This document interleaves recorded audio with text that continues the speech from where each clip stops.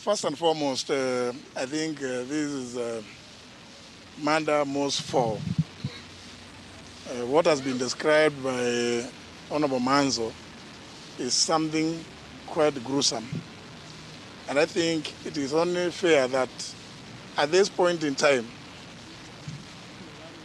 the country should shelve all other business they have to discuss this matter of abductions and extrajudicial killings. When I called the press conference on the 12th of January, I ended by saying that this matter, if left unchecked, can plunge this country into chaos and anarchy, and called for a national dialogue, or indeed a commission of inquiry to inquire into these gruesome murders and be told whether there is a policy. I'm not aware of it. I sit in government. I'm not aware of any policy that supports abductions and extrajudicial killings. And it is not right that parents like these ones and relatives can stay for periods in excess of 40 days looking for their loved young ones.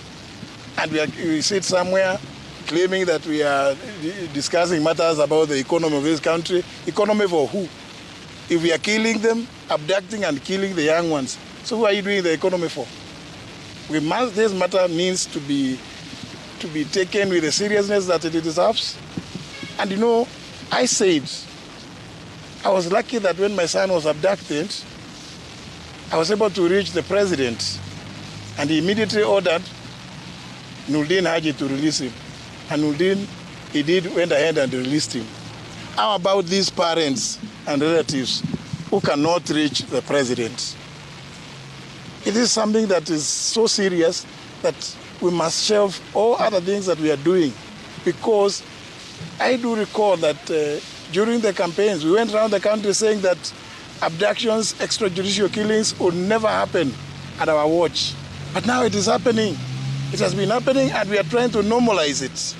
As we are here, mourning and grieving about these four who have gone missing. We are also aware that 2 young men were killed in Nakuru, in circumstances that are very clear that those involved are security personnel. I want to say we cannot be told that the police do not know. Our police is known to be one of the most efficient in this region. And therefore, if they wanted to crack this matter and bring the culprits to book, it will be a matter of just a few days or hours. So I'm calling upon everybody in government, and more so particularly because ultimately responsibility must belong to somebody. We say the buck must stop somewhere. In this case, the president is the president of the Republic of Kenya, head of government, and commander-in-chief of all defense forces.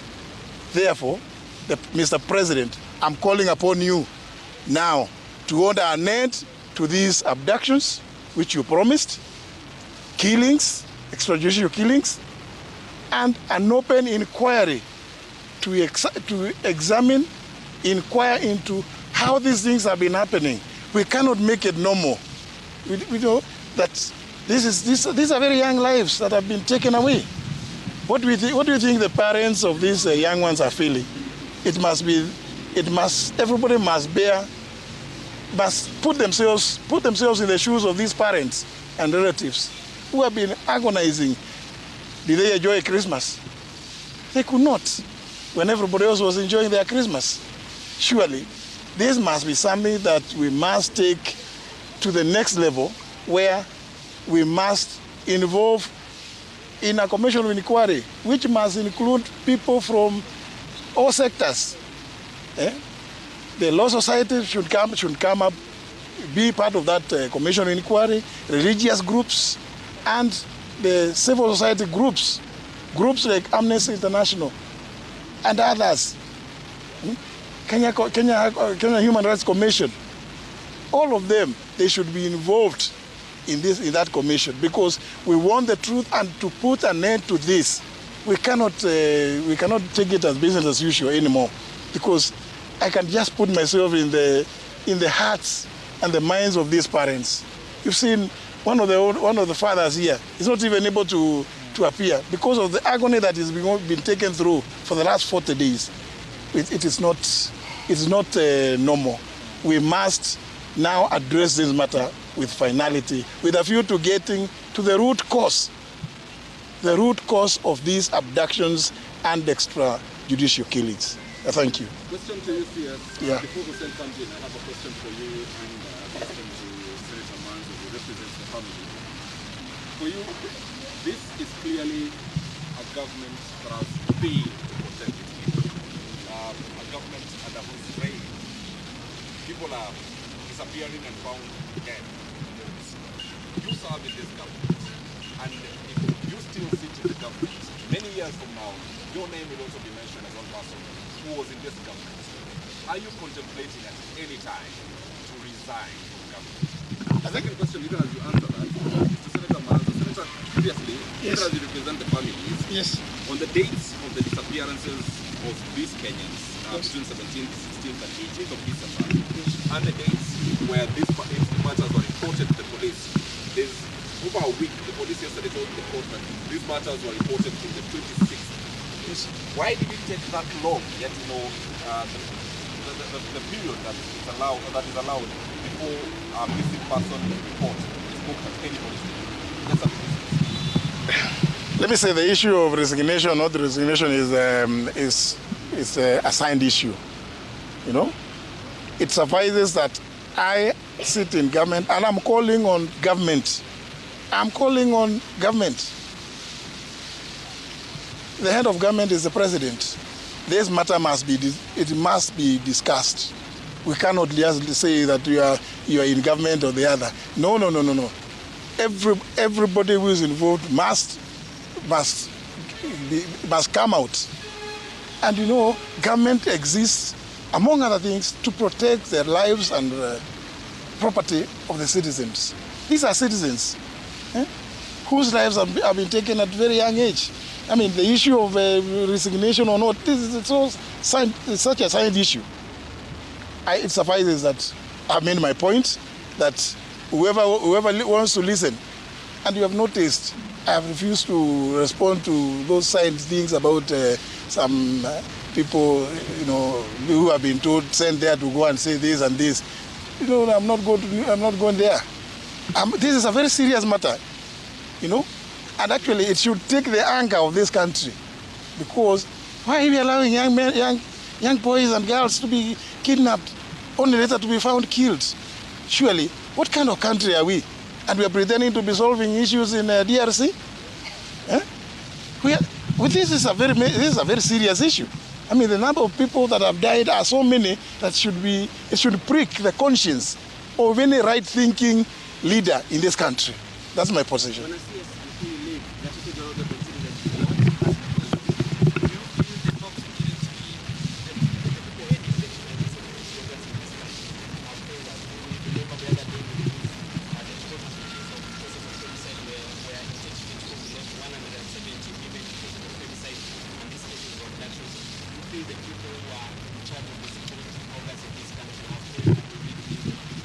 Let me not take a casual response to your very, very important question, because the reason why I'm proposing a open commission of inquiry, including all relevant stakeholders in this country, is so that we can go to the root cause. And therefore, and you know, the result, it would be recommendations which are actionable. So let me not jump the gun to respond one or other about that. Suffices that that is my proposal. Others are at liberty to make their suggestions as well. Thank you. Yes, on the matter of disappearances from that particular day, I want to confirm we were representing families like the father of Billy Mwangi, whose son was found, and quite a number of others, including Bernard Kavule. They have been threatened that if they ever say what happened, they'll be dead. There is also, you know, Bob Jaggi and his team. And we have also got the Miss MCA from Wajir. So this story is big. But one thing which comes, even from parents who go to police station to report, they are first harassed, they are threatened. They ask who went to the press, who talked about this. So, you know, even if you are investigating and you are already terrorizing the evidence, then you come to court and say, you know, we are unable to receive evidence from the public. You have terrorized them. How will they write a statement with you? So I want to agree with the senior citizen and, you know, a cabinet secretary in this country, who is also a very senior lawyer, that we need an urgent public of inquiry, serious one, so that everybody can now feel free to come and talk publicly, so that even the former abducted people can come and talk, so that Gaido can come and say how he was bundled in a probox in a police station. How then will the IG deny that he has no idea?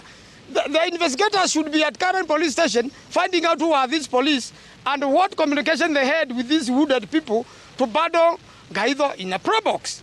So it's also, I also want to call upon Kenyans, those who have evidence that are bold enough, please give it to the police. So when OBs were written, the families were actually mishandled, meaning the police knew very well what they were doing. And unfortunately, this information can only come in a public of inquiry so that everybody heals. We agree. Unfortunately, they have been killed. Others have been abducted. And by the way, the young abductees who have come out have said that they felt that at some point they were in a military confinement. That's why the IG has no business with the military. So this story is bigger. We want them to come and tell us, and we want to follow and find out. They say the military confinement was a place they were recovering from the beatings they got from the other building, which is not a police station. So something very illegal is happening in this country. And I really want to ask all Kenyans to be concerned and to ask the president what is happening, because he's the one in charge of security of this country. Let me just close by saying this. I want to make this one appeal, that regardless of your position in society, in government, in the security sector, remember, whatever you are doing, one day you may have to answer for it personally. You hold or you carry personal responsibility. Those of them that may not be clear should be reminded about the Nuremberg trials. You cannot be excused for obeying illegal orders from wherever they may be from. So people and Kenyans, please, those of you, I've seen many of you have taken pictures. Make sure that those pictures you take, store them safely, even in the cloud. One day in this country, you may find that those pictures you have taken may be the answer to this intriguing situation that we are going through in this country. Thank you very much. So very briefly, I'll just brief you on what we are doing here today. We have the 4 families. Just to clarify, Mlolongo, it's Mlolongo 4, not Mlolongo 3. These 4 who were abducted, they all know each other. They were actually friends. So 3 of them were abducted on 17th, and then they came back and picked Mbisi, the 4th one, or the day after. So it's Mlolongo 4 colleagues, not Mlolongo 3. 2, Justus and Martin, their fingerprints were taken, and of course the message was sent to their rural home. As Wakili has said, that information came to light yesterday. The other 2, we have information that the other 2 might be here, but the morgue attendants have asked us for time because there are very many bodies. So they're trying to locate on those dates those 2 whose features might resemble these other 2 colleagues. But the 4 families are here together. We are hoping that once everything has been confirmed, then we'll move to the post-mortem process. The bodies are not in very good shape. They appear to have been mutilated. Even you can't really tell from the look on the faces only, you can't really identify who they are. It's the fingerprints and probably the DNA. So tomorrow, hopefully, we will be able to confirm if the other two are also here, but we are working closely with the morgue attendants to help us do that. They've asked us to come back tomorrow. But I echo the sentiments of the leaders who are here, that, you know, we have made killings and disappearances too normal in this country. Every other day, there's a report of a disappearance. Even as we are here, there's a family that has reported to us that they're looking for their father who went missing on Tuesday this week. We are still, you know, searching. But we are asking Kenyans to speak up, to raise their voices so that we can end this practice of extrajudicial killings and enforced disappearances in our country. And we hope the leaders who are in office, those who are responsible, particularly the security agencies, it can't be normal that armed people in broad daylight using fake number plates are picking our people left, right, and center, and then you tell us you don't know. That cannot be true. If it quacks like a duck, it is a duck. This means these people are operating, most probably, with the authority and permission of those who are in power. So we are asking Kenyans and we are asking those in authority, kindly, let us respect the Constitution, let us respect the laws of the land, and let's put to an end this heinous practice of killings and abductions. Thank you.